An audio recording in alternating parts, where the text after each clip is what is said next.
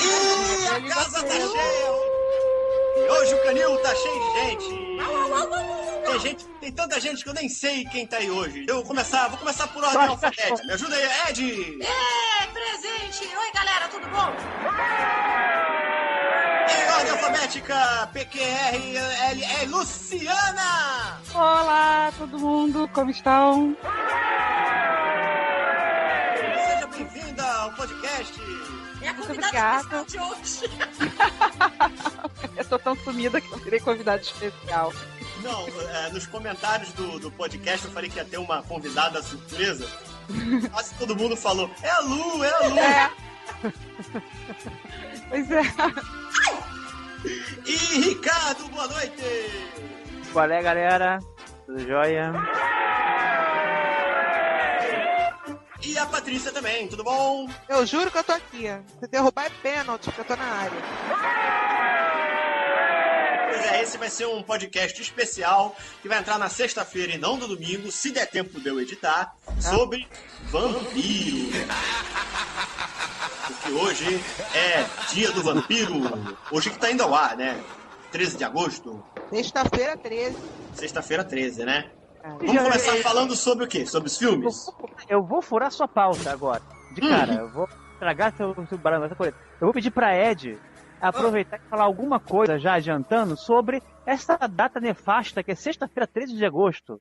Ah, interessante. Interessante que tenha feito essa pergunta. Assim, todo mundo sempre faz isso, porque o interessante é que a sexta-feira 13 tem esse augúrio, né?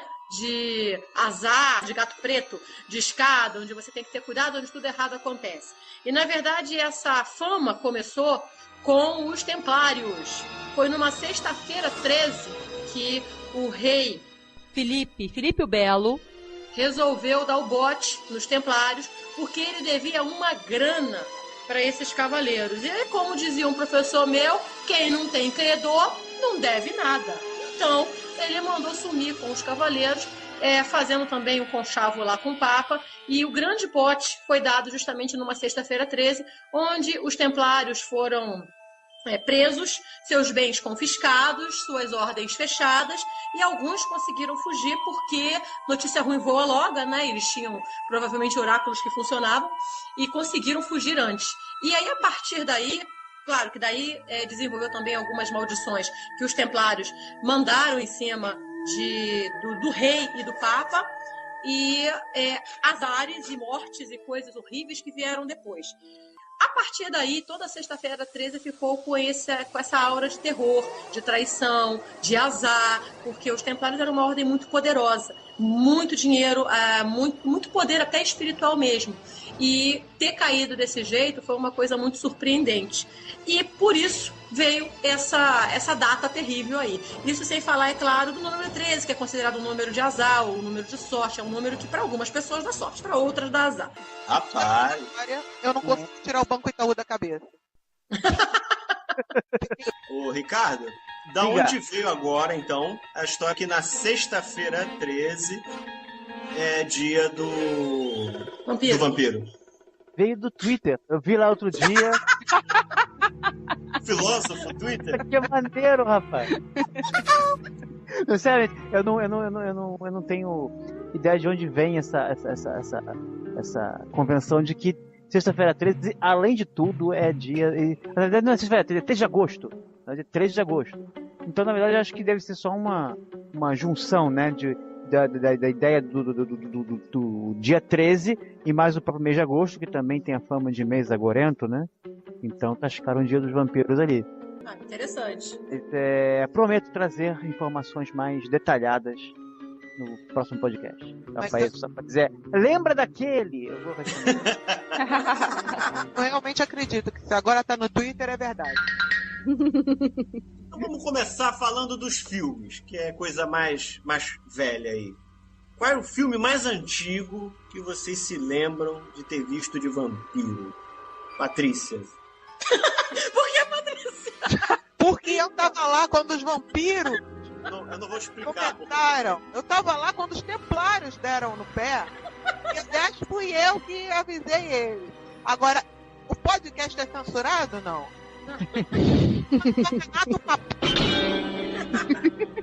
Tá, mas eu vou dizer que meu primeiro vampiro, confirmando as suspeitas do Renato, foi Frank Langella. Oh, então eu tô mais velha que a Patrícia. O meu primeiro vampiro foi Christopher Lee e Peter Cushing, numa série que não acabava nunca mais, sempre terminava com o Peter Cushing matando o vampiro e no filme seguinte lá estava ele sendo ressuscitado por alguma seita maluca lá. Eu também assisti esses filmes que a Ed estava vendo dessa série. E eu não lembro o nome de ninguém, nem nada, mas eu adorava quando eu era criança, morria de medo. Agora, o filme mais velho que eu assisti, se for assim datado, foi o Nosferatu. Eu assisti aquele filme preto e branco, eu quase dormi no meio, porque o filme é muito parado para o ritmo que eu agora estou acostumada, mas eu cheguei a assistir de curiosidade. Um filme mudo. Uhum. Eu queria ver esse filme, inclusive eu queria ver a versão nova e até a história sobre o vampiro. O Ricardo deve saber sobre A Sombra do Vampiro, que é um filme... Eu também queria muito assistir e eu não tive oportunidade. Tem uma história sobre essa filmagem, porque inclusive esse Nosferatu de 22, né? Uhum. O Murnau que fez, na verdade é uma adaptação do Drácula do Bram Stoker. Sim. Só que a viúva do Bram Stoker não deixou, entendeu? Só que o Murnau, ele deu isso pra isso e filmou assim mesmo, entendeu? Trocou o nome do filme e fez o filme de qualquer jeito. E teve uma época que o negativo estava perdido, porque ela conseguiu confiscar o filme, mas hoje ele tá aí em versão restaurada, inclusive, que conseguiram restaurar a partir dos negativos originais que apareceram em algum lugar que eu não sei qual. Mas sabe que os negativos não podem pegar sol, né, gente? Exatamente, só, exatamente. Tudo explicado. Mas, no meu caso também, meu primeiro filme de vampiro foi o Drácula de 79, com o Frank Langella. E aí depois veio todo mundo, né? Christopher Lee, veio o Bela Lugosi, veio essa galera toda. Na verdade, o Christopher Lee e o Peter Cushing eu gostava muito quando eu era bem criança, porque era minha mãe que era fã. Então eu acabava assistindo, claro que eu morria de medo, mas eu não comprava a ideia de que as mocinhas caíam sempre pelo Christopher Lee, porque ele era assustador, eu morria de medo dele, então eu não entendia aquele lance de hipnose, né? Eu era criança, não tinha ainda esses conceitos. Quando eu vi o filme do Frank Langella, aí sim... Aí eu combinei com a Osana de deixar nossa janela aberta para ver se aquele vampiro apareceu. Eu torci pelo vampiro o filme inteiro. E realmente foi o que me mudou muito nessa história de vampiro, que eu acho que foi uma reciclagem dos filmes de vampiro. Agora vocês imaginam o Drácula em Nova Iguaçu? Eu imagino desde que eu lembre de Bento Carneiro. Fala qual é o meu filme que marcou de vampiro? Diga. Amor à primeira mordida! Eu adorei esse filme. Gente. Esse que eu queria deixar a janela aberta pro vampiro entrar. Eu não adianta, eu roubei o da Ed, que é o Drácula 2000, filme ruim que dói. Não é ruim, não. Ele foi ruim. Sim. Ele é ruim que dói. Só o vampiro que presta. Fantástica. Um ator excelente, é um ator excelente, apesar de ser gostosinho. Por que tem esse frisson de todas as criaturas da noite? Por que o vampiro tem essa coisa Pepe Le Pew aí? É uma boa pergunta. Eu acho que deve ser alguma coisa da sexualidade reprimida.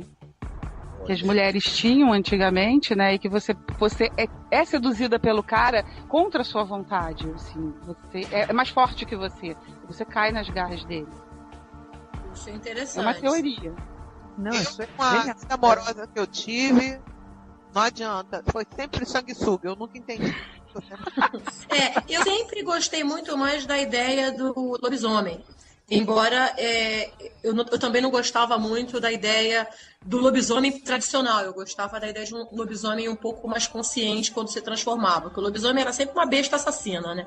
E o vampiro, ele tinha essa coisa meio charmosa, né? Se vestir bem, de ser rico e de ser misterioso. E esse conceito até hoje. É só o cara ficar misterioso e se vestir elegantemente e dizer coisas que você não entende e a mulherada já vai cair por ele.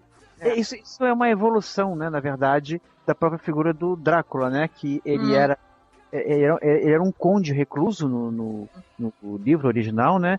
E aí foi ganhando esse ar mais aristocrático na adaptação para a peça da Broadway. E aí a peça da Broadway virou o filme do Bela Lugosi e aí já ganhou essa coisa mais sedutora, porque esse Nosferatu, por exemplo, que o Murnau adaptou do livro... Não tem nada de sedutor ali, não.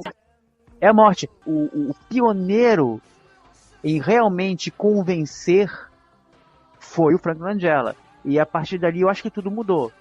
Sim, eu acho injusto o Frank Langella não ser lembrado como deveria, porque para mim ele revolucionou o conceito de vampiro, muito antes, inclusive, da Hora do Espanto, que mostrou um outro tipo de vampiro charmoso, bonitão, que você fica encantada, né? Eu penso com ele, mas as pessoas não lembram. Na verdade, os verdadeiros pioneiros as pessoas não lembram, seja em qualquer área.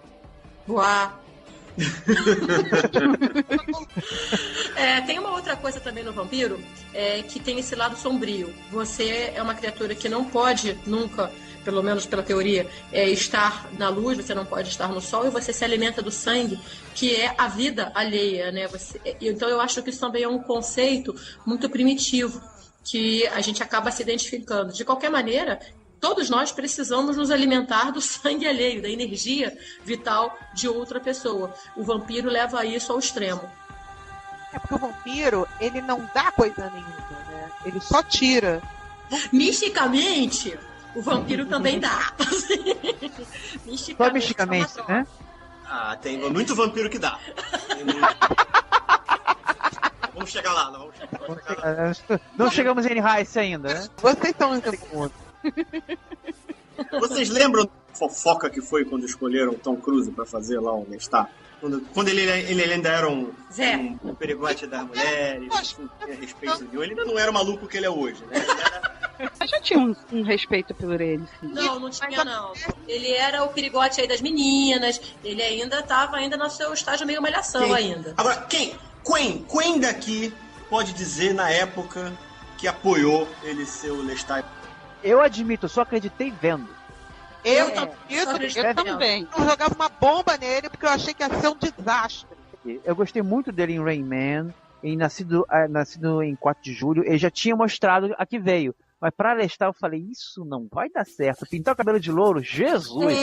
Era o meu problema, era assim, que eu não entendia muito o conceito de você pegar um ator lindo, loiro de olhos azuis, transformar ele em moreno. E pegar um ator lindo, moreno, e transformar ele em loiro. Por que você só não trocava? Mas eu não compreendi o conceito. Quando eu vi pronto, eu entendi perfeitamente. E hoje, pra mim, não tem outro Lestat. O Tom Cruise, ele realmente arrebentou ali. Aliás, aquele ali é um filme realmente para alegrar todas as moções do mundo, né? Porque com Antônio Bandeiras, Brad Pitt e Tom Cruise juntos uma e única vez, porque nunca mais que eles fizeram nada juntos, é uma coisa pra gente guardar na memória. Apesar daquela cara de choro do Brad Pitt, né? Dá vontade de dar um soco. Ele era um vampiro amargurado. Algo lhe faltava. Você não reconheceu o Tom Cruise na foto, da primeira vez que eu vi. É porque o vampiro perdeu 300 quilos, né? Como é que é? É que o vampiro não sai foto. Aí, por isso que ela não reconheceu o Tom Cruise na foto. Não, mas sério. Ele perdeu 300 quilos, né? Ele ficou magrinho. É uma série que merecia continuar, né?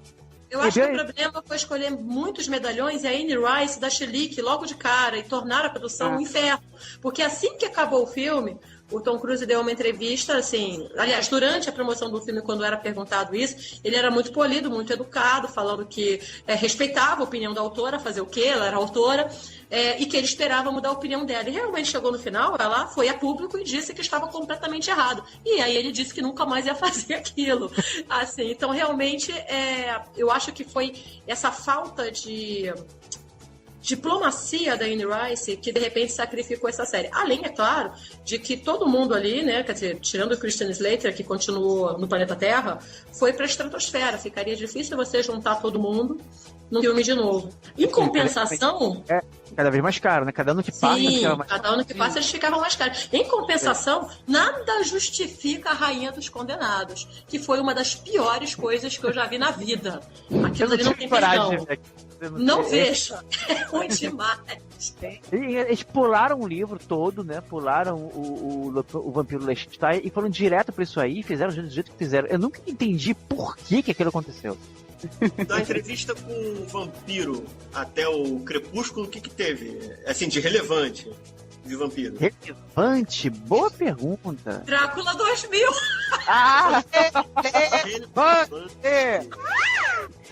Eu não lembro de nada relevante em termos de vampiro, a não ser Blade, que é mais um herói de quadrinho do que exatamente um filme de vampiro. Mas teve Blade, que puxou um pouco essa...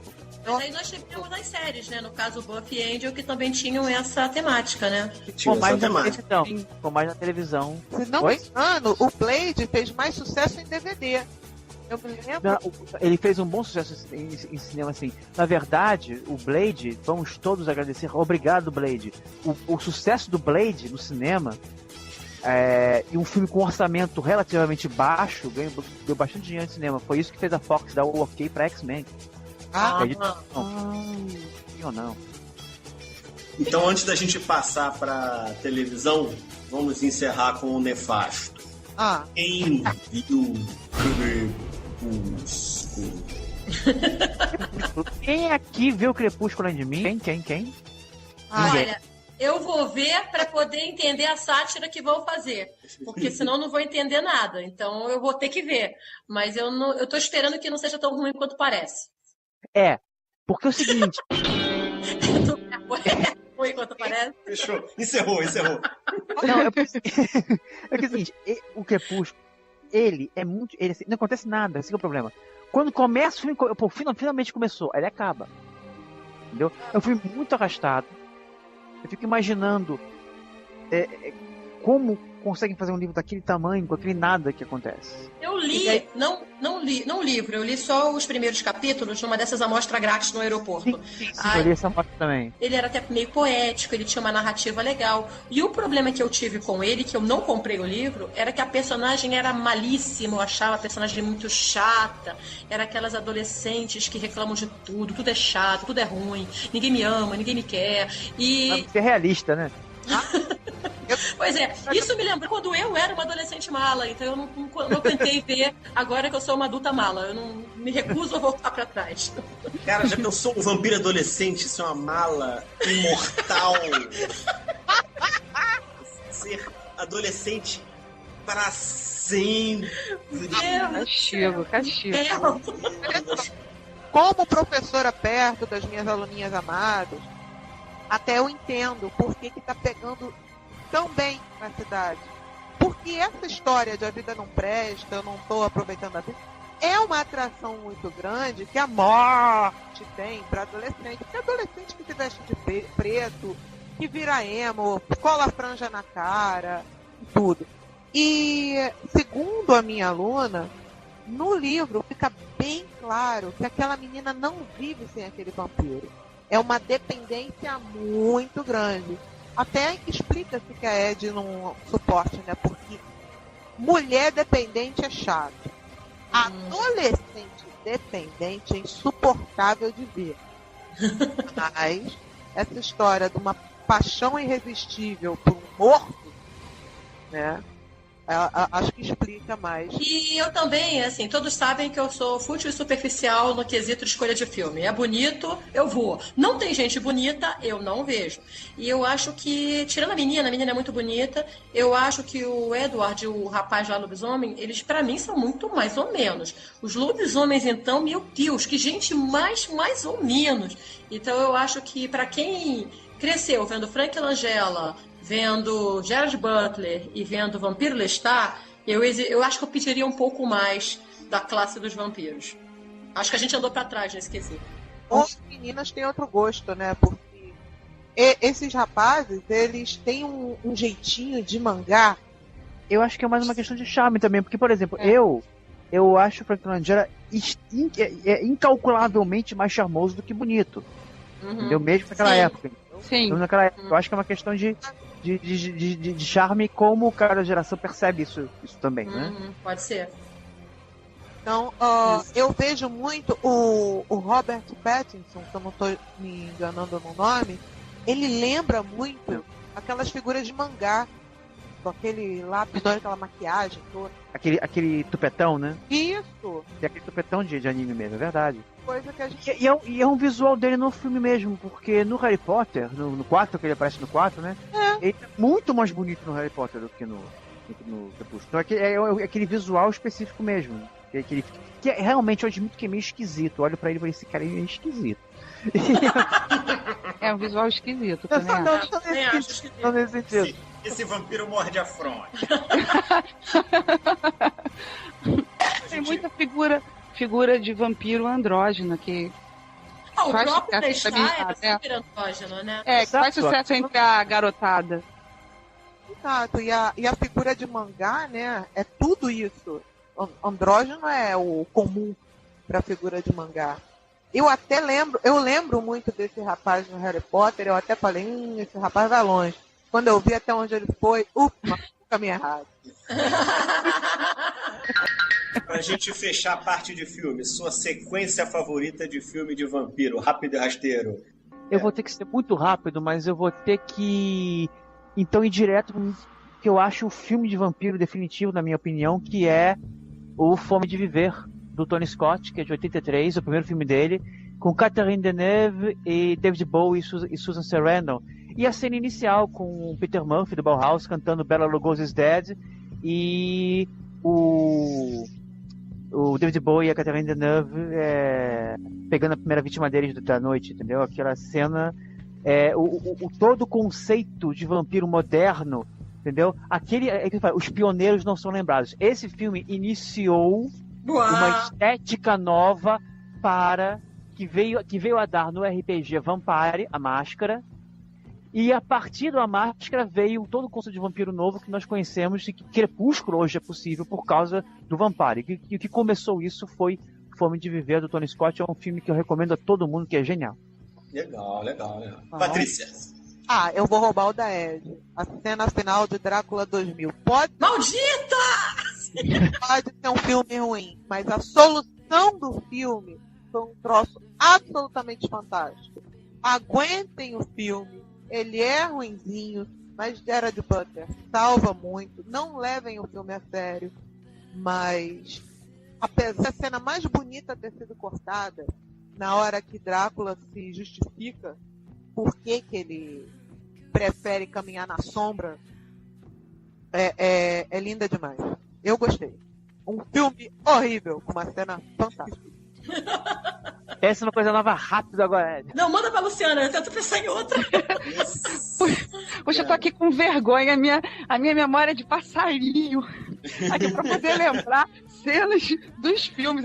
Eu já tô aqui fazendo um esforço pra conseguir lembrar dos filmes. Daqui a cena dos filmes. Olha, o que eu lembro que na época que eu assisti o Drácula, uma cena que tinha me marcado muito na época foi quando o Drácula se encontra com a Mia, que era o nome dela. Mirna. E os dois se encontram, assim, a cena de amor, que eu sou romântica toda a vida, né? E que eu achei aquele amor todo me preencheu também, e eu entendi a situação, a divisão dela do amor do passado com o amor do presente, que era do outro rapaz, que eu também já esqueci o nome. Também pelo que E aí eu fiquei muito emocionada. Então é uma cena que eu lembro até, assim, hoje, na minha memória de passarinho. Bom, eu gosto muito da cena do vampiro Lestat, né, do Entrevista com o Vampiro, que é a cena do Tom Cruise lá brigando com o Brad Pitt, quando eles saem, assim, ele fala todas as verdades na cara, aquele chorão do Louis, e quando ele termina justamente falando pro repórter que, poxa, o Louis continua chorando, né? Mimimi. Então, eu vou te contar o meu lado da história. Aí deveria ser a sequência. Eu gosto muito daquele final com o... qual é, meu Deus? Sympathy for the Devil, que toca e eu acho aquela música fantástica. Amo aquela música até hoje. Posso falar a minha? Pode. Posso falar a minha? Eu tô vendo George Hamilton na minha frente. Posso falar a minha? Pode falar. Amor à Primeira Mordida. Aí o Drácula, que é o George Hamilton lá, ele vai acho que é pro Brooklyn, lá de Nova York, e aí ele entra como morcego dentro de uma casa baixa renda, que a galera tá lá na maior deprê, né, com fome. Aí quando entra aquele morcegão, o nego pega a panela, pega a galinha! É muito boa mesmo. Tá na panela. Ele sai batido. E no dia seguinte ele ainda chega chapado porque ele mordeu o bêbado. Porque ele conseguiu morder. É muito bom. Esse filme é muito engraçado. Já que o Ricardo falou do Vampiro à Máscara, vamos aproveitar a Luciana, que é a pessoa que nos anos 90 respirou Vampire, pra ela falar pra gente como é que foi essa onda de vampiro e por que acabou. Né? Como é que teve esse boom morreram? No RPG e como é que tá hoje? Eu não sei se acabou necessariamente. O que aconteceu é que, assim, o grupo que eu andava acabou. Então, como eu não tenho contato com todas as pessoas que jogam RPG ou jogam live, eu não posso dizer que não aconteçam ainda. Hã? Apesar do que os outros pensam, né? Você não conhece todos os jogadores de RPG do mundo. Não conheço todos os jogadores de RPG do mundo. Não conheço nem. E nem conheço os do Rio de Janeiro. Então pode estar acontecendo lives, pode estar acontecendo muitos jogos, e eu não estou sabendo até porque minha vida mudou muito. Então até para conseguir um joguinho, um mísero joguinho, tá complicado, quanto mais poder fazer parte de live, né? Que era nos anos 90 participar desses jogos ao vivo. Nos anos 90, você que participou dos jogos. Olha, foi muito bom, foi muito legal, eu me divertia muito, tinha jogo quase todo final de semana. Foi uma paixão muito grande, não só minha, mas de todas as pessoas que jogaram. Aí se pergunta, por que o Vampire?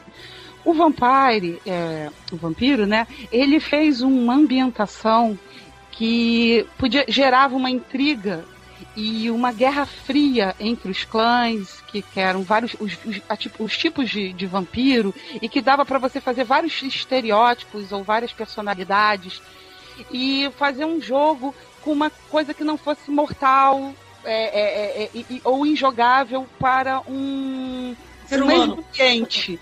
Um mesmo ambiente. Os vampiros usavam roupa como as pessoas normais, e você fazia um live barato, onde todo mundo podia se divertir. Se você fosse fazer uma fantasia medieval, por exemplo, você fazer um vestido daquela época, levar uma fantasia de elfo, por exemplo, que ia ter que ter orelhas e tudo mais, é muito mais complexo. Então qualquer outro live exigiria muito mais um desenvolvimento, uma infraestrutura, que o Vampiro era muito mais simples, entendeu? Então você fazia aquele jogo mafioso, aquele jogo de intrigas. Então não acabou a live de Vampiro? Não, ele só tirou o nome e agora é uma festa normal. Brasília! Exatamente. Você podia fazer no Congresso, que também funcionaria. Como é que ganha esse jogo? Pergunta que todo RPGista odeia. Não se ganha o jogo. Ganha esse jogo. Agora, a gente apanhou tanto como jogador que hoje, se alguém perguntar como é que ganha, ficando vivo. Se você sobreviver a cada dia, você já ganhou. Tá no lucro, não reclama. Mas, Lu, você pegou o início do By Night? Pegou a célula originária do By Night? Peguei. Eu tava desde o início. O negócio é o seguinte, aí o pessoal começou a fazer live, fazia de outras coisas. Aí eles fizeram de Vampire e viram que ele era o que mais encaixava pra fazer uma coisa BBB, boa, bonita e barata. E aí eles resolveram fazer esse live contínuo, e as pessoas se apaixonaram tanto por seus personagens, pelas intrigas e amizades e relacionamentos e tudo que podia acontecer lá, tudo, que o negócio durou 5 anos. Nunca rendeu um livro? Nada que nunca rende um livro. do livro não é. Não, assim, o pessoal, não consegue publicar. o pessoal tentou fazer o Rio by Night e mandar para os Estados Unidos. Não sei que fim levou, porque na época eu só queria jogar, não estava muito interessado em saber essas partes burocráticas. Mas, obviamente, não foi à frente, porque senão o livro teria fazer a sido ponte para a literatura, então? Aham. Já que a gente falou em livro. Vocês leram coisas sobre vampiros? Eu passei a minha adolescência inteira catando livros de aqueles pulps, que era Drácula e terror. O nome da pulp era esse, Drácula, e o outro era terror. O terror era qualquer coisa, era Casa Assombrada, Múmia, Sapos do Pântano, era qualquer coisa. E o Drácula tinha pinturas na capa que lembravam muito ou o Christopher Lee ou o Bela Lugosi, eu não tenho certeza, mas era aquele tipo de vampiro. E quando eu comecei a me interessar por esse tipo de leitura, não tinha mais na banca, já tinha acabado, que eram aquelas pulpzinhas tipo essas que tem até hoje de faroeste, que até hoje eu não sei como é que aquilo sobrevive, né? Mas era bem normal ter aquilo. Só que quando eu peguei essa onda na verdade já tinha acabado, não tinha mais na banca, tinha em sebo. Então eu comecei a comprar todos que eu encontrava, eu comprava. E eu aproveitava muito essas histórias de vampiro, porque eu achava... Eram mal escritas, claro, era uma coisa rapidinha, você lia em 2 horas, mas era uma ideia muito interessante você ver aquele festival de sanguinolência, tripas, morte. Não tinha, claro, esse lado do vampiro gostosão, poderoso. O vampiro era mau, o Drácula era ruim, e todo mundo em volta dele era duplamente ruim, só tinha gente ruim. Então era um bom livro de catarse. O Ricardo, você escreveu o Irmãs de Sangue, que é um livro de vampiros ambientado nos anos 90, tem essa cara assim. Você teve assim, alguma formação dessa parte literária, ou foi mais audiovisual mesmo? Não, eu li mais coisas depois de escrever o livro que antes. Ele só é um livro de vampiro por uma epifania que eu tive de que essa atmosfera que vem muito do ambiente do vampiro moderno, que vem do RPG vampiro, que essa atmosfera tinha tudo a ver com a história que eu queria contar. Então, um livro de vampiro realmente, na verdade, assim, e era uma assim, isso não foi pensado assim, isso aqui encaixa, não. Veio junto, entendeu? A história veio junto com a ambientação, veio junto com o ambiente de vampiros, com os personagens, tudo foi vindo meio compactado. Depois é que eu fui separando, isso aqui deve ter sido por causa disso, isso aqui deve ter sido por causa daquilo. Mas assim, eu tinha uma simpatia muito grande pelos vampiros, mas nenhum interesse específico. Foi mais depois mesmo que eu comecei a ler mais livros, ler mais clássicos, ler mais livros novos. Então foi mais depois. Antes na verdade, foi que encaixava muito bem com o que eu queria dizer na época, aliás, encaixava perfeitamente. A Dr. Smith tinha um clima propício para isso, né? Completamente. E, aliás, eu achei muito interessante porque o livro ainda estava na primeira, estava no original ainda, no original da primeira versão, e eu peguei um fanzine, né? Um fanzine de mangá, que uma menina escreveu uma história de vampiros ambientada na Dr. Smith. Eu lembro desse fanzine. Pessoal, né? Era a melhor, era a única história boa realmente daquele fanzine. Então tinha quem viveu essa época, eu acho que estava um pouco carregado com essa atmosfera, né? Sim. Eu ainda gosto muito desse livro. Eu já li 2 vezes e eu, talvez por ter vivido ali, né? Porque o Rick e a gente vivia, era rato de Dr. Smith. Então eu conhecia todos os personagens, então ainda tem esse ar de nostálgico. Eu, como adolescente antipática que fui, eu não frequentava Dr. Smith, mas o livro do Rick me deu essa... Foi como se eu tivesse frequentado. Deve ser interessante para quem foi adolescente, que infelizmente não é o nosso caso, né? Mas para quem foi adolescente nos 90, ler esse livro deve ser muito interessante, porque fala realmente da geração dele, né? Tá cheio de referência, alguma coisa brasileira, alguma coisa carioca. E o vampiro, que tem essa coisa tão europeia, ele caiu tão bem no Rio de Janeiro, samba, sol, futebol. Eu vi as cenas tão perfeitas lá no Rio Sul. Sim, eu também. E é engraçado que tinha. O Rick descreveu uma rua que eu nem sabia que existia na época. E depois. E agora, sempre que eu passo na rua, eu fico olhando. É Rua do Rio. Aconteceu aquilo. Assim, o que me encantou mais em Irmãs de Sangue foi. Você não tem como odiar os, entre aspas, vilões. Eles não têm culpa nenhuma de ser como eles são. Não tem vilões. Não tem vilões nessa história, entendeu? Entendeu? Eles são só pessoas que existem. Eles estão. Não tem. Ou não. Como diria Caetano, ou não. Depende de como você vê. Do vampiro que algumas séries utilizam. De que os vampiros são como pessoas, assim, guardadas as devidas proporções, né? São como pessoas. Existem os legais e existem os mais canalhas. Bom, mas continua sendo um cara que vai morder teu pescoço e tirar seu sangue, velho. Como eu disse, guardando as devidas proporções. Patrícia, o que você leu de vampiro? Eu li sem querer. Primeiro eu li Irmãs de Sangue, que eu amei. Mas depois eu li sem querer o livro do cemitério do Neil Gaiman, que eu não paro de falar do meu amado. É sobre vampiro? Não. Você encontra um vampiro. É o livro do cemitério. A história de um menino que foi criado num cemitério por almas penadas que moram lá.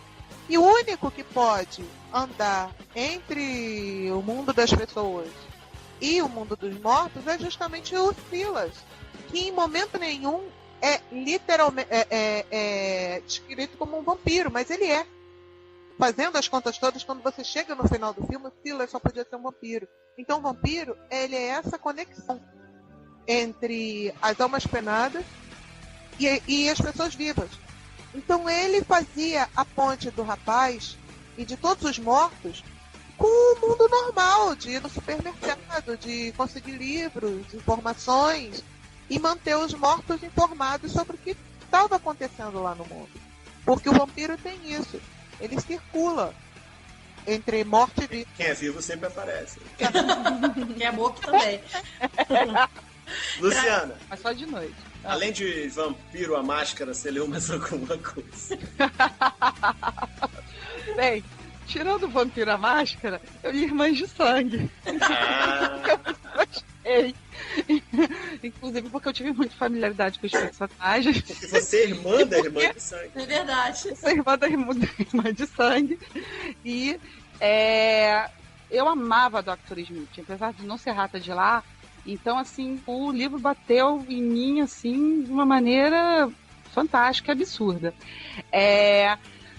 Fora isso, quando eu era mais nova, eu lia, de vez em quando, os quadrinhos de Drácula, os quadrinhos sombrios de terror, que eu ficava morrendo de medo. A Block. Eram todos horríveis. A coisa horrorosa. Não sei. Tinha que ser escondido, que se meu pai pegasse aquilo, jogar fora.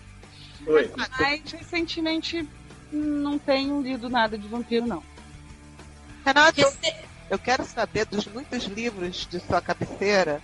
Olha, com certeza. Renato não lê livro meu. Se ele disser aqui que lê um livro de vampiro, eu meto porrada nele. Olha, eu li os Os vampiros de D&D. Ó, atenção, eu li o manuscrito de Irmãs de Sangue. Né? Olha! Antes de lançar aquela primeira versão com a editora Canaã. Nossa senhora, é mesmo. E também sofre. Só isso. Pra não dizer que eu sou uma completa aculturada, eu li há alguns anos, um livro chamado 13 Contos de Vampiros, que é uma coletânea dos vários contos desde lá dos primórdios. Então a gente conhece, acho que a primeira vampira, a primeira história de vampiro que teve, que é a Carmina. E é muito interessante porque você vê também a narrativa, como é que era antigamente, e você até reconhece muitos dos preceitos que a gente tem de vampiro hoje em dia. Claro que hoje mudou muita coisa, né, e tal, mas você já reconhece um pouco das lendas dos vampiros. Rápido e rasteiro. Na televisão, agora, o sucesso em matéria de vampiro é o True Blood. I wanna do bad things with you. Luciana, Ricardo, vocês estão vendo, né? Estamos. Quer dizer, estou. Fala aí. É muito bom? Muito. Olha, bom. Eu amei. Eu estou completamente viciada em True Blood. Coisas muito semelhantes com o Vampire. É claro que é uma outra história, uma outra organização de vampiros, mas ele tem coisas que eu digo assim, isso é Camarilla. Esse cara é Ventro, não é possível, que são elementos do Vampire.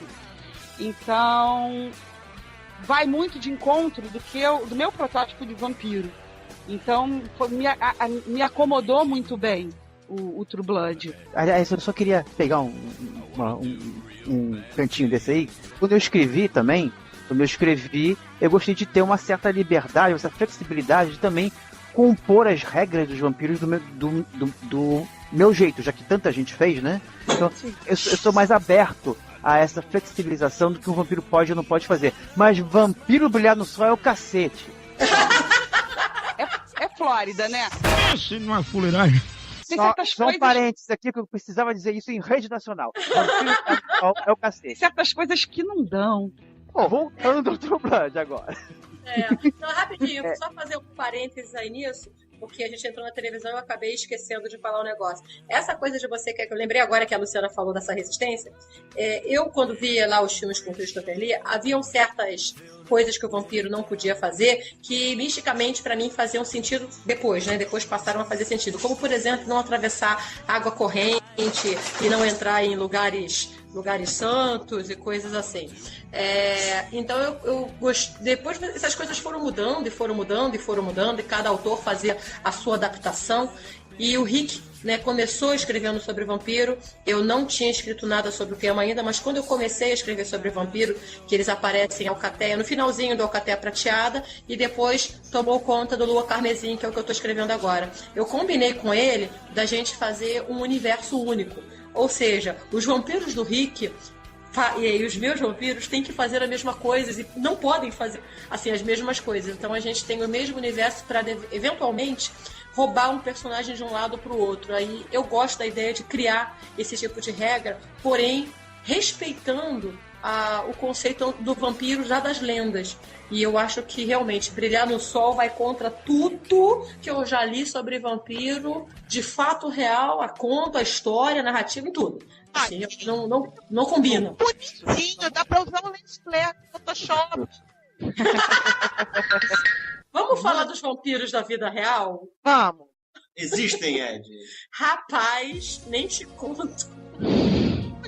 Olha só, o vampirismo tem uma doença, inclusive, com esse nome, mas infelizmente as pessoas, os vampiros de verdade que a gente conhece, não são doentinhos, não. Eles são ruins mesmo. São pessoas que realmente suvam toda a energia que eles puderem de você. Seja essa energia a parte de prosperidade, seja a parte de ânimo mesmo, de muitas vezes você encontra uma pessoa, fala com ela 1 minuto e logo depois você está arrasado. Isso é um vampiro de energia. A má notícia, aliás, a boa notícia é que você tem como combater isso e ter uma vida saudável. A má notícia é que todo mundo pode ser um vampiro, porque algumas pessoas vão ter mais tendência para isso ou não, mas todo mundo, em determinado momento, vai estar com uma carência de energia e vai acabar tirando essa energia de algum lugar. Nós nos acostumamos a tirar a energia do outro. Não é necessário. Quando você começa a ter uma mentalidade melhor, quando você começa a ter um aprendizado melhor sobre isso, você aprende a tirar a energia do ambiente, do universo, que é uma das coisas que a gente aprende com magia mesmo. Isso pode ser sem querer? Pode ser sem querer. Pode ser sem querer. Eu já cansei de roubar a energia da Luciana em ritual. E aí? Fazer o quê? Eu fico Mas ficava toda coitada, chorando, sentindo, olha, eu tô lacrimejando, o que está acontecendo? Tô com sono, tô cansada, tô com dor de cabeça. Calma, Lu, eu precisei rapidinho, já devolvo. Luciana Duracell. Agora, o vampiro também pode dar. Você também tem a condição de você sente que a outra pessoa está desenergizada, está precisando, você passa a sua energia para aquela pessoa. Esse conceito é que as pessoas acabam não usando com o vampiro, porque ele dá, ele tira, mas ele também dá. Isso é meio viado. Oi? Olha, a gente não vai começar aqui a discussão se existe ex-viado ou não. Que isso já durou. Existe ex-vampiro? Ex-vampiro, Não tem vampiro. Não Existe vampiro. vampiro. Vocês acreditam em ex-fiado, mas não acreditam em ex-vampiro? Poxa, como é que você se protege de um vampiro na vida real? Olha, no nosso caso, que nós todos aqui da Alcateia e da Linhas Tortas, que a gente a gente tem uma tendência a atrair vampiro que é uma desgraça, né? E às vezes, assim, a melhor forma é realmente cortar laços imediatamente. Então a gente demorou... Não, cortar a cabeça da prisão, não dá. Mas a gente, além da parte mística, assim, existem as partes místicas, um truque fácil quando você percebe que alguém tá roubando a tua energia é cruzar os braços na frente da pessoa, porque a gente perde muita energia do chakra cardíaco. E se a pessoa for apertar sua mão, olha bem nos olhos dela, porque ela não consegue roubar se você estiver atento, se você estiver esperto. E outros truques que você faz. Às vezes a pessoa faz isso até inconscientemente, né? Sente aquela coisa e cruza os braços de repente. Exatamente. Então isso daí são os truques. Agora, nos nossos casos, a gente pegou uns vampirão brabo aí. E na boa, não adiantava cruzar os braços, não. Pelo contrário, se a gente cruzasse os braços, a gente estava morto. Ele pegava. Quando essa pessoa faz parte do teu núcleo familiar, você tem um problema. Porque aí você vai ter que ter um treinamento muito sério de realmente entrar no módulo. De não mais dar chance para essa pessoa tirar a energia de você.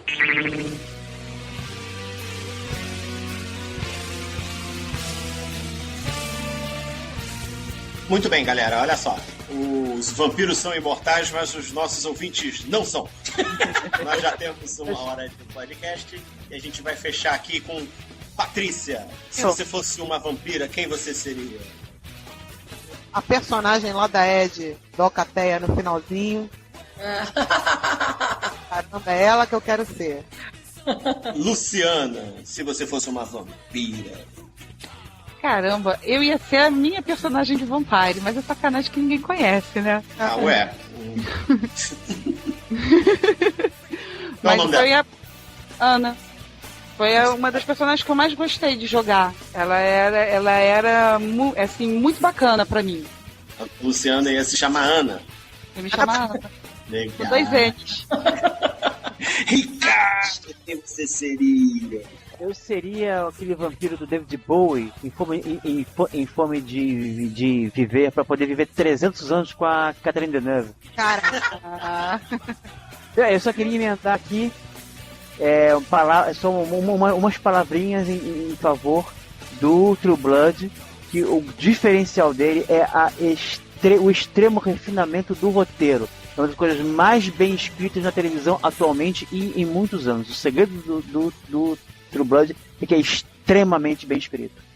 Longa vida do True Blood, eu vou ver um dia. E você, Renato, que vampiro você seria? Eu seria o Dom Drácula.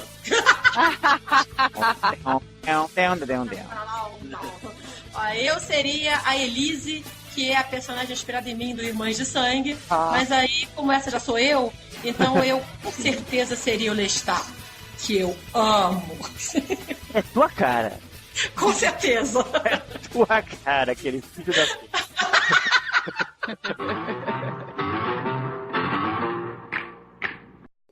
Agora nós vamos voltar para nossa tumba. Beijo, Lu. Beijo, gente. Beijo, Patrícia. Beijo, Renato. Alan Sabão, Ricardo. Sacanagem. Beijo, Renato. Beijo, Renato. Tchau, galera. Foi um prazer estar aqui com vocês nessa tumba de vampiros. Tchau.